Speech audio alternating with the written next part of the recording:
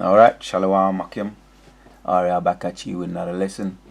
This is the Phil Scott audio experience. Meghan Markle exposed the royal family.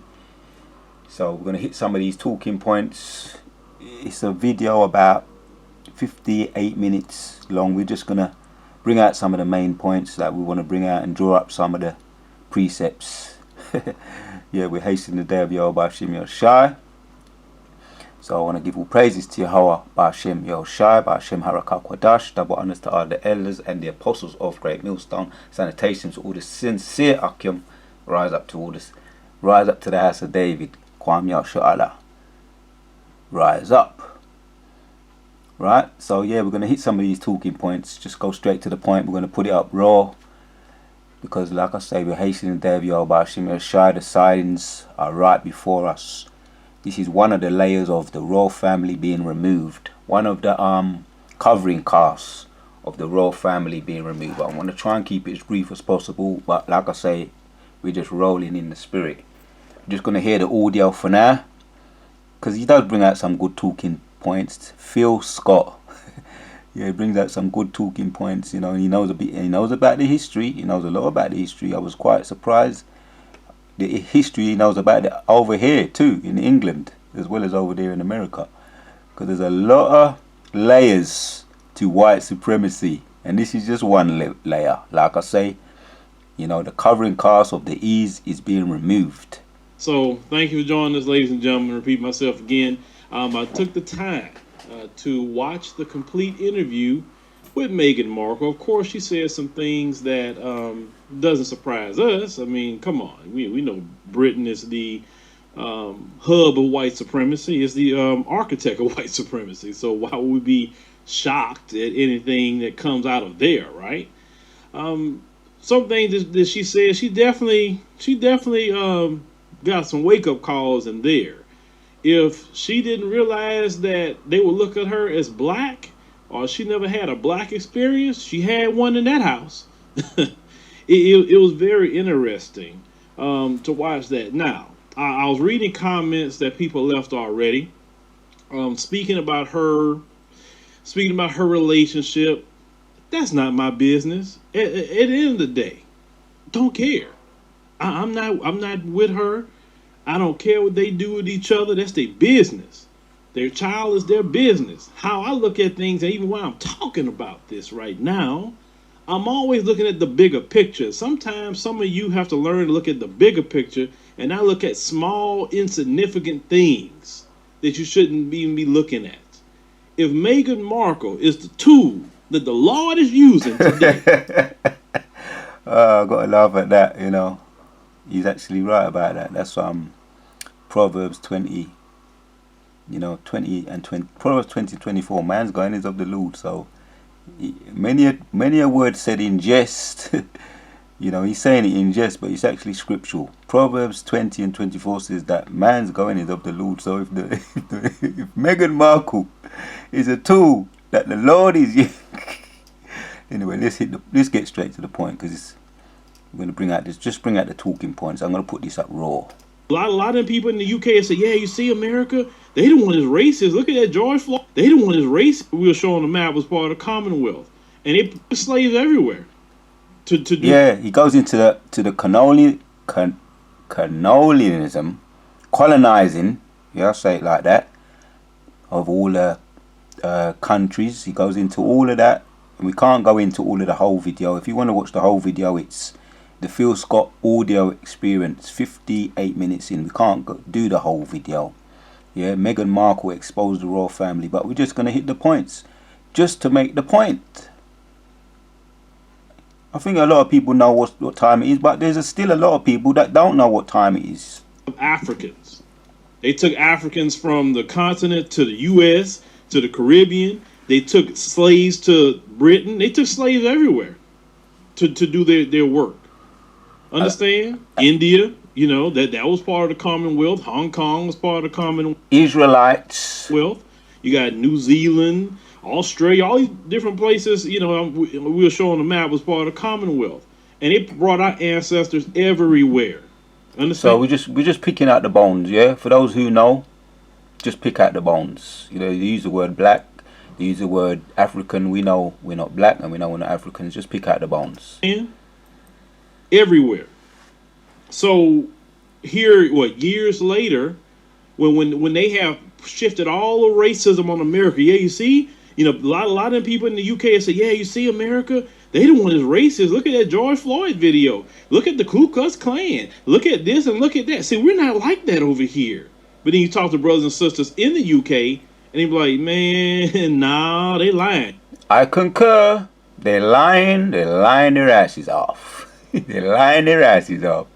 They're the biggest racist people, and they hide it, as you bring out very well. And you talk to our sister Sasha Johnson. Shout out to her. Understand what I'm saying? She tells you all the time about the racism that's going on over there. When I was watching that special, it was amazing how white supremacist the UK media is. I know over here is bad, but I'm gonna tell you what, American media ain't got nothing on theirs. They was calling her a monkey. They was calling her an ape. I mean, in major publications. We weren't talking about like just some blog on the internet. No. They were clearly being racist to her, like anything that Kate would do, Prince William's wife, anything she would do. Oh, it's so beautiful that she has an avocado.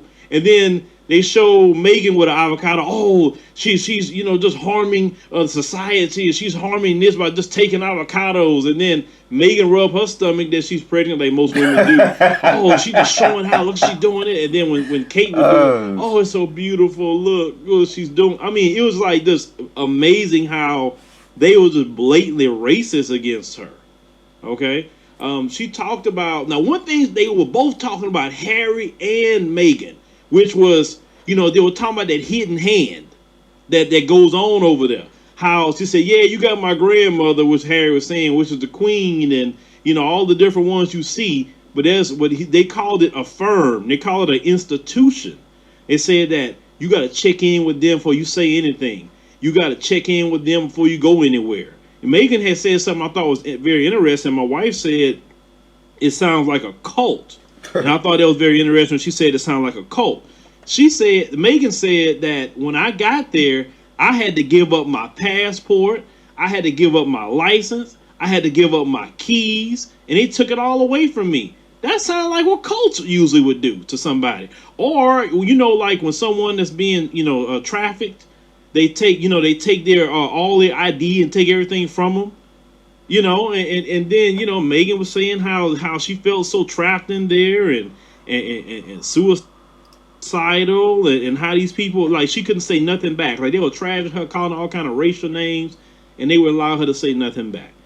It was interesting to hear all of that, like how deep, it is with the white supremacy. But like I said, the royal family is the hub of white supremacy. It's not America. They sent their worst to America, but where they get that white supremacy from? They got it from Britain. This is where they get it from. And a lot of folks over here sleep on that the mother of white supremacy is Britain. It's not the United States. It's not. Now, I'm going to play this clip, and we'll go into this one clip everybody talking about here. The one about her child. Now, once again, I don't care what Meghan call herself. I don't care if she says she mixed, biracial, black, don't claim it. I don't care what she said in the past. Didn't care less. All I care about is making sure the system of white supremacy is tearing itself down and imploding. Because you know what? See, the Lord aligns everything just right. It's amazing how she got with Harry, and Harry is Diana's son. Now, you know anything about Princess Diana. Princess Diana didn't put up with their mess either. She was very outspoken. She didn't want nothing to do with their crap whatsoever. And due to that, she left him some money, which was interesting, he said. She left him a good amount of money, she said, just in case he ever was to walk away from that life. And when he said in that interview that when they saw Meghan, getting received by all of the world, and people just fell, in love with her and everything, they got jealous of that. They got jealous. Let's move on a bit. Just want to hit the points. and opened Harry's eyes, and he said he felt trapped in that world too. He said he didn't realize how trapped he was in that system. And listen, white supremacy will have you going crazy if you don't watch it. It'll have you want to take your own self out. And that's what Megan was talking about. And she became suicidal being in the house of white supremacy. The institution of white supremacy, they got gold reserves that came from Ghana. The reason why the British pound is so strong is because it's backed up by gold. I mean, you guys really need to see that video about the gold reserves in the UK. Every bit of that gold came from Ghana. Ghana used to be called the Gold Coast. Everything these people have, they stole it. They got nothing honorable. Nothing. If you think about Australia, Australia has 700 different tribes on that land, okay? And all the tribes on that land were black people. All of them. They sent the worst of the worst to Australia, and they went just killing off all of the brothers and sisters. There was those tribes in Australia. Because understand, we indigenous to the planet Earth. Boom. We indigenous to the planet Earth. So if they stole everything they got, like the gold, the reserves from Ghana, what does that make them? Criminals on the loose, right? And that goes into scriptural. That's scriptural, because in Genesis it talks about the fugitives of Cain, and they're the offsprings of Cain. So we're gonna move on a bit. Move to about 22 minutes in and pick up some of the points here. But I wanted you to hear that. Now, see, that none of that conversation wouldn't even got started if Megan wouldn't have put that out there. See, this is tearing down the major institution of white supremacy, and it's going to give the brothers and sisters on the grassroots in the UK, more fuel, on the fire, because they have in custody deaths, with black people in the UK as well. Black people are jailed more than any other group in the UK as well. Nothing. Yes, and I've seen that happen. Custody, as he calls it. People in the police station. The Babylon them in the police they kill people, man, and they've killed people. And I remember way before the truth, I've been aware of things like that. So yeah, criminals on the loose, fugitives, murderers, mass murderers, genociders, and all the words you can think of come to mind. So, like I say, the covering cast of the E's is being exposed. People are jailed more than any other group in the UK as well. Nothing is different. They just try to hide it a little bit better. Understand? Like I said, that is the hub of white supremacy. And the thing is, because it's the mother of white supremacy, if you remember, this country, after World War II, had the Marshall Plan. And the Marshall Plan, they paid tax dollars of America to rebuild the UK after World War II. And do you know, when they talk about the Windrush generation, they went big Commonwealth countries in the Windrush generation is some people who are just slightly older than me. The Windrush didn't want to send them back to so-called Caribbean countries, and a lot of them are being compensated for that false claim, trying to say that they've done this, they've done that, making up things, trying to paint them in a bad brush, saying that they want to send them back. And he's going in, man. He's bringing it out, man. The Windrush generation, ungrateful. After World War II. And do you know, when they talk about the Windrush generation, they went big Commonwealth countries in the Caribbean to go and help them rebuild their, Britain, because a lot of it was decimated after World War II. Once again, depending on black people to rebuild your crap. Then years later down the line, you want to start deporting the same black people that rebuild your country. You want to start deporting them back to Jamaica. Ungrateful for. That's right. Ungrateful serpents, man. Let me bring out a precept. Ungrateful serpents. Because I was holding that, but can't hold that for much longer. Can't hold that for much. Yes.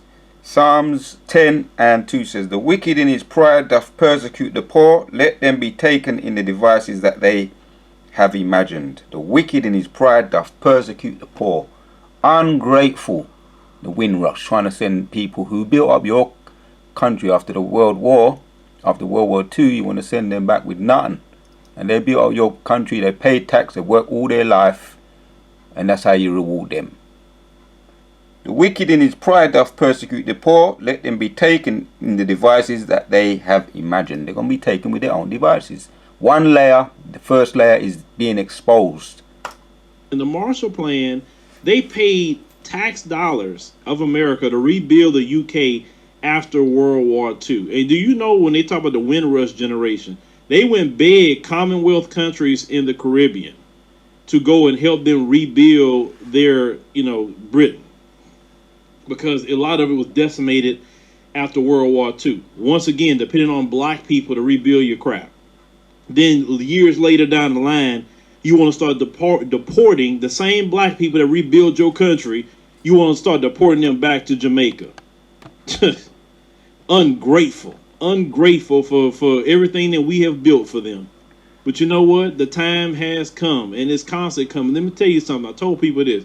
By 2030, this world's not going to be the same, brothers and sisters. It's not.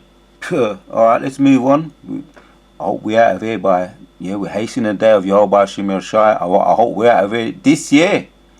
I'm not talking about Twitter. No, I hope we're out of here this year. Hastening the day of Yahweh Shemel Shai. Come back and put hell on these devils in the name of Yahweh Hashem Shai.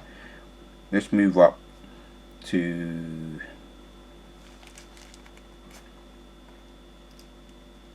all these different ones in the Caribbean, going into the Commonwealth, of course, Europe, and then you see the Pacific there. When they talk about Commonwealth member countries, now they didn't work for anything. This is history that we're talking about here. Now let's talk about these Commonwealth, a good legacy at all. Come again? And they did it to Native Americans too, actually, over here. Yeah. They would go and ramp in the sand, the Reubenites, in the dirt, black babies of these tribes, even though these tribes, but yet they came over here and messed with everybody. You got to think about it.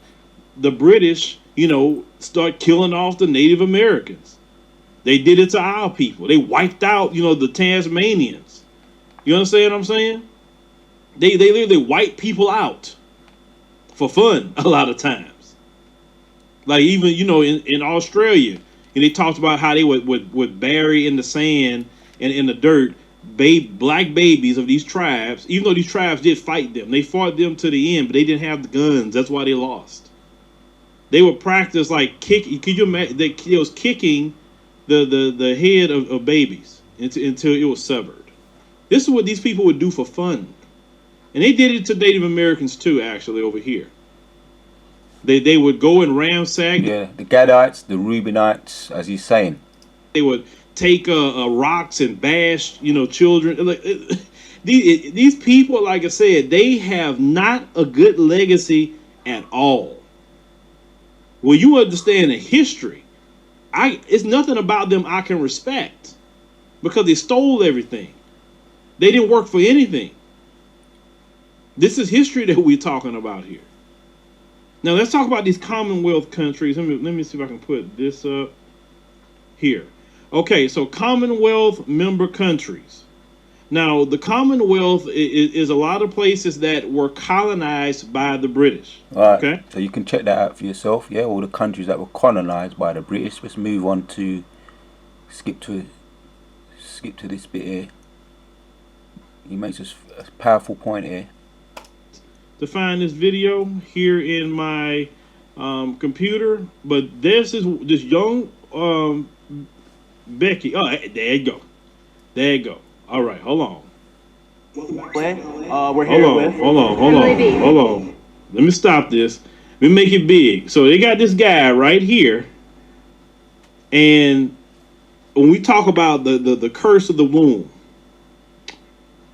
this guy was doing this old you like black guys thing, whatever, right?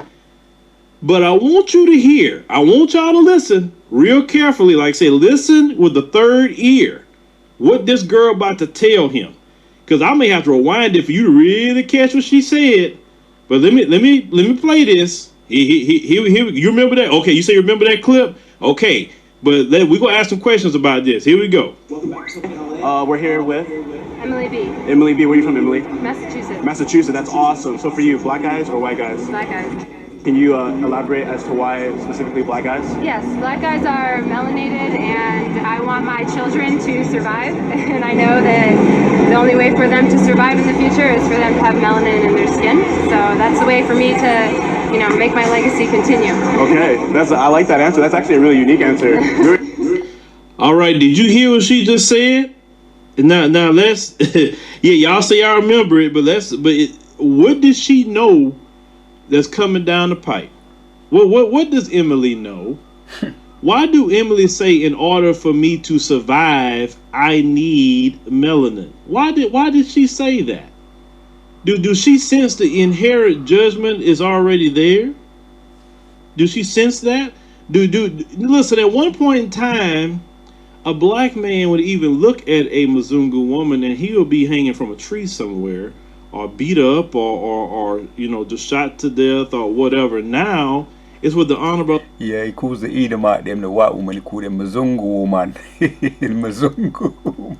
Elijah Muhammad said, in the last days the white man would give you his woman.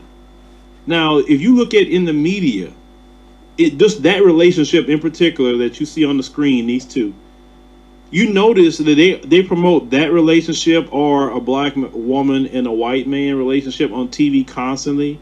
They don't promote, let's say if they're promoting quote unquote interracial dating, notice they don't promote no other group in the media constantly except this pairing.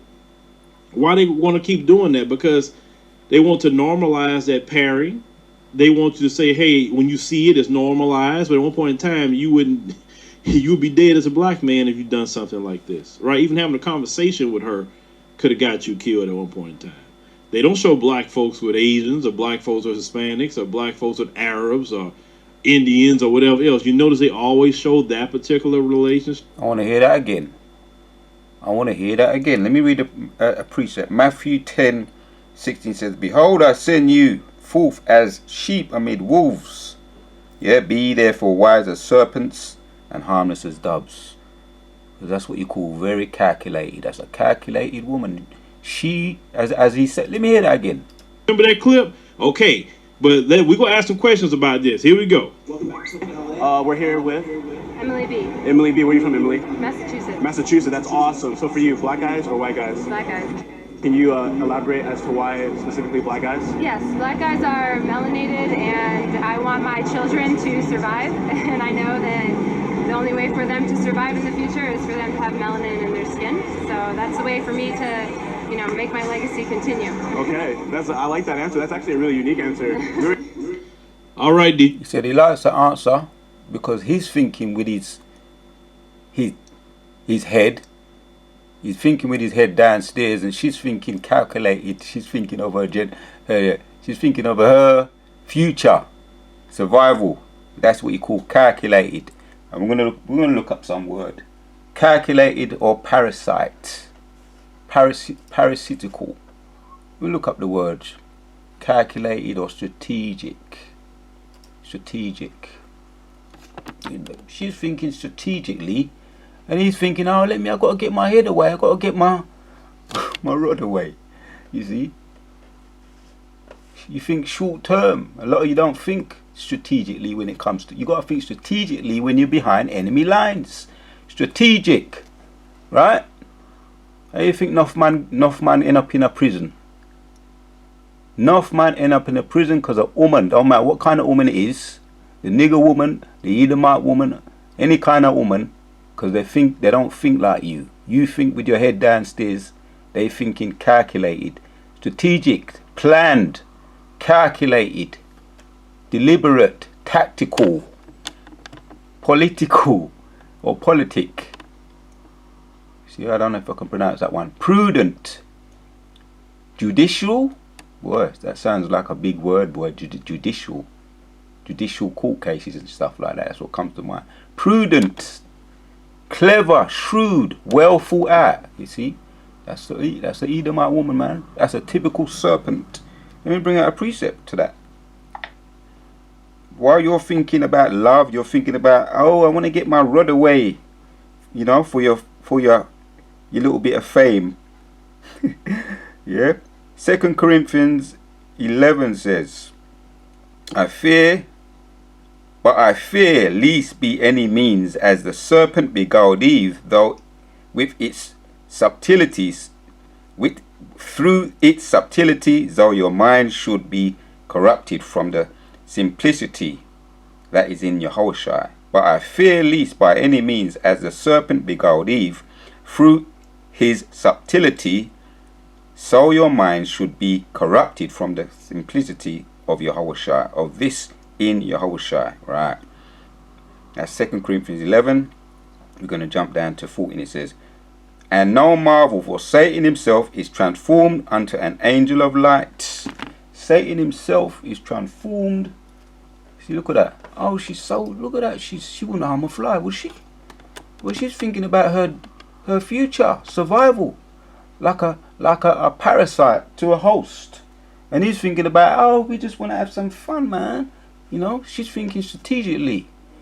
And I've always been aware of just my observation, seeing a lot of men think with their rod downstairs, get caught up by all kind of women, because all the women them is all wicked and all schemers and planners, apart from the elect women. Yeah, apart from the elect women, they're all schemers and planners. And if you ain't got your head screwed on, if you ain't got Matthew 10 and 16, be there therefore wise as serpent but harmless of dove, you're gonna be beguiled like Eve was by the serpent. So strategic, this is the meaning. We looked at the synonym. This is strategic, relating to the. I was brought up around a family, and I've seen a lot of men get strangled, man, caught up because of the Edomite woman. That some people seem to want them to go under the radar. They do wickedness too. They do a whole heap of it. And now they're talking about they want to have some vigil for some woman named, what's her name? Sarah Everhard, because she was killed. Now they want to take back the streets. A vigil for the white woman was out there doing, what was she doing out there? You understand? Now it's a big uproar about protecting white people. They're coming up with some new laws. And the white woman has always been getting away and going under the radar for all the wickedness that they've been doing. Because you are very naive, you who don't think and are not wise as serpents and harmless as doves. Relating to the identification of long-term overall aims and interests and the means of achieving them. Strategic, planned, calculated. That's the word. I've observed with my own eyes and with my own ears how calculated the devil, the Satan is. Deliberate, tactical. We've seen that again. Judicial, political, tactical. These are the words that come to mind when I think about the Edomite woman. Tactical, strategic, subtle. Right, the art of general from, you see, that's what they use in the art of war. That's what they use when it comes to war. They use tactics. Right, the command of a general from I can't pronounce that one. Strategos, general commander of an army. Also the title of various civil officials and magistrates. Right. Strategy. So there you go. In camp army, literally that which is spread out, to spread. Leader from again, to lead, right, to drive, draw out, or forth in non-military use. But you see, this is a military approach to woman. The Edomite woman has a military approach to relationships. She's thinking strategically, and you're thinking you want to get your end away. That's why not for you now, not for you I go fall by the wayside because of the woman them. Just like what happened in the wilderness to a lot of men. They fell to strange women. Yeah, and that's documented. They fell to strange women. So did you hear what she just said? Now let's yeah, y'all say y'all remember it, but what did she know that's coming down the pipe? What does Emily know? Why do Emily say in order for me to survive, I need melanin? Why did she say that? Do she sense the inherent judgment is already there? Do she sense that? Listen, at one point in time, a black man would even look at a Mzungu woman and he would be hanging from a tree somewhere or beat up or just shot to death or whatever. Now it's what the Honorable Elijah Muhammad said. He said They came in and they came around the camps hanging around, and a lot of men, they fell, man. They fell to strange women, man. And I could do a video on that, how a lot of men fell to strange women, coming around the camp when they came out of Egypt, and started to hanging around with them and spending time with them and doing all kind of adultery and having a good time. They wasn't thinking strategically. They was thinking with their head downstairs. And today again, like a lot of them were hanged, recent history. Yeah, the lynchings, a lot of them were lynched and hanged, and their rods were cut off because of dealing with the Edomite woman. And that's documented fact. Would even look at a Mzungu woman and he would be hanging from a tree somewhere or beat up or just shot to death or whatever. Now it's what the Honorable Elijah Muhammad said. He said in the last days the white man would give you his woman. Now, if you look at in the media, just that relationship in particular that you see on the screen, these two, you notice that they promote that relationship or a black woman and a white man relationship on TV constantly. They don't promote, let's say if they're promoting quote unquote interracial dating, notice they don't promote no other group in the media constantly except this pairing. Why they want to keep doing that? Because they want to normalize that. Some might say, oh well, they might be Jakes. The white woman that they're promoting might be Jakes. Well, if they're Jakes, they're niggers. They're nigger women. So they might be promoting nigger women. Them ice cream covered nigger women, and nigger women is a handful too. So me no want none of them. Me no want none of them. Edomites or so-called nigger women that look like Edomites, cause them a nigger. Let's say if they're promoting quote unquote interracial dating, notice they don't promote no other group in the media constantly except this pairing. Why they want to keep doing that? Because they want to normalize that pairing. They want you to say, hey, when you see it, it's normalized. But at one point in time, you would be dead as a black man if you'd done something like this, right? Even having a conversation with her could have got you killed at one point in time. They don't show black folks with Asians or black folks with Hispanics or black folks with Arabs or Indians or whatever else. You notice they always show that particular relationship. Well, what she just said, they have those same conversations at these think tanks. They said, you know what? In order for us to survive, we need the melanin. So, but you know what? Let me tell you something, Emily.